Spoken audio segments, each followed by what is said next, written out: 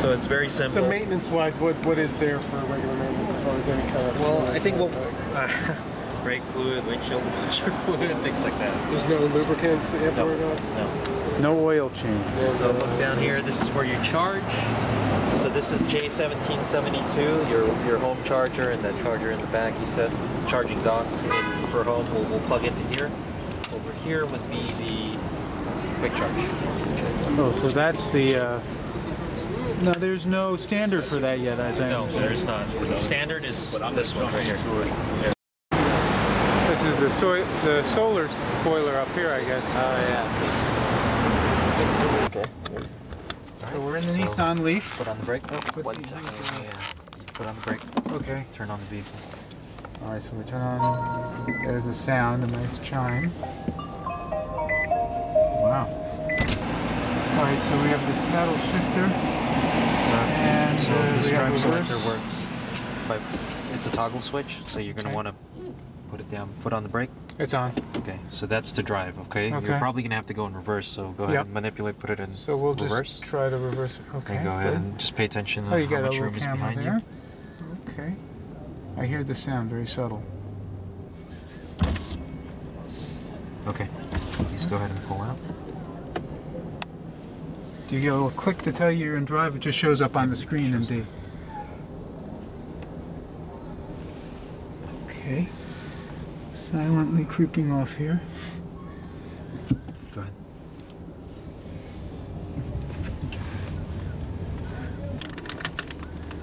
Ideally, it should just be the sound, but of course some people can't hear, so we need to use that. So, different things you can look at. Oh, that's all for the climate control. Yeah, you're looking for navigation screen commands. You can do things like check driving range on the map. Oh, okay. If there were charging stations, of course, you could see the nearby charging stations. So this vehicle is charged in these locations, and it's set to learn different locations that you've plugged into as well. But of course, as charging stations come online, remember when I told you you have a remote connection to the vehicle, we can also send the latest database of POIs, we call them points of interest for charging stations, and shoot them into the car. If you don't want to wait for that update, of course you can force an update by pressing update stations. Okay. Energy info allows you to see what you've been doing. This is a need screen a lot of people like to look at. Very nice. What's your climate control doing? What about everything else? And of course the motor. So what you see here, the graphic representation of it is what you see at the very top, those kind of bubbles that you see. When you're stepping on the accelerator pedal, it goes to the right. Okay. And when you're regenerating and coasting, it goes to the left. Yeah, it feels really great. I mean, I find it more refined than the Mini E that I had. It seems a similar amount of power and acceleration. Now, so we're gonna go. That's a touch screen, and this is all a single screen. So that's the amount of range we have left. 60 on the right there. Well, that's 60 miles. based on how you've been driving. Okay, so if you're accelerating and kind of pushing the vehicle a little bit, it's going to be a little lower. If you're going to actually try to be smooth and be more of an efficient driver, right. You'll see we didn't start at full. There was maybe 5 or 6 people before. Okay. So we're going to make a right here onto West. Wow. Okay, for the cab. We're going to make a right onto 65th. Okay.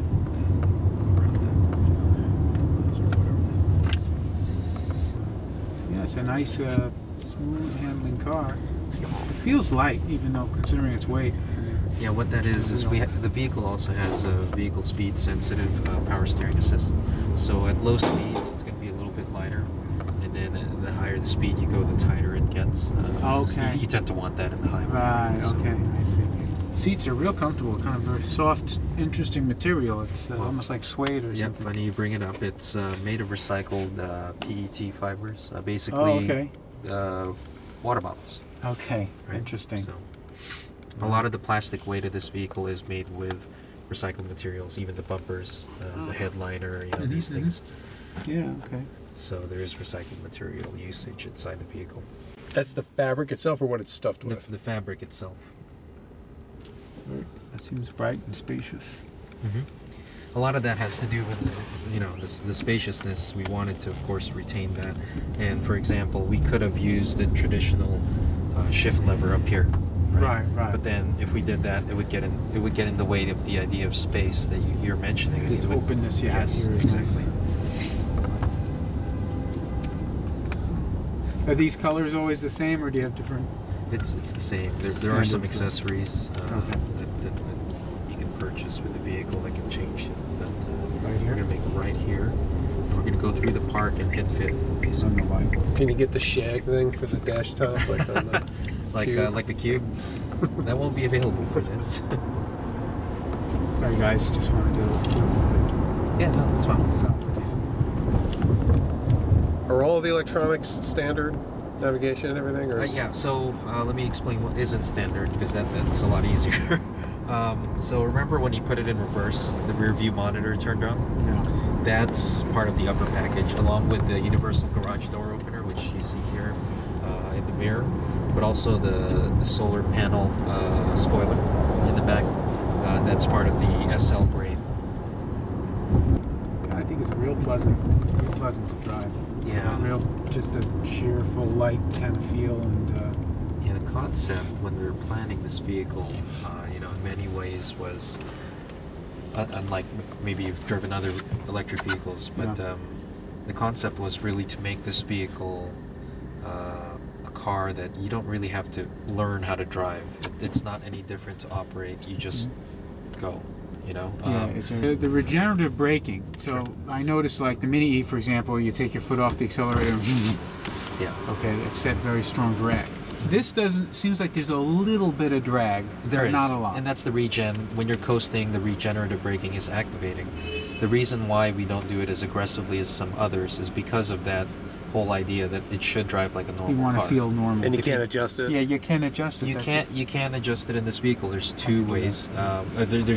There's two levels of regen. One is where he's at right now, which is normal, and the Normal other's mode. in eco mode. Okay, Okay. so eco mode is just toggling it at the drive. So I'll put it into eco. It'll do two You things. can do it while we're Yeah, driving. yeah, sure. You can do it now.